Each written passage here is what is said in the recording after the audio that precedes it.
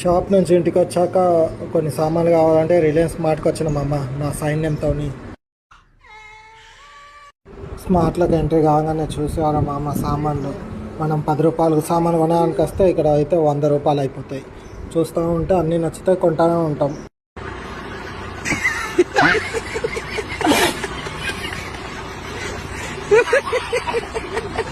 నా బిడ్డకు స్మార్ట్ అంటే బాగా ఇష్టం మామ, చాలా ఎంజాయ్ చేస్తుంది.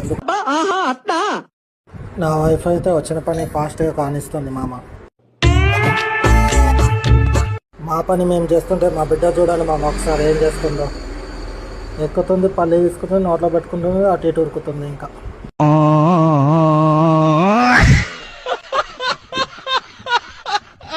మేము పట్టుకుంటామంటే అద్దంటుంది మామ, ఆమెకి ఏదో లేచినట్టు ట్రై చేస్తుంది.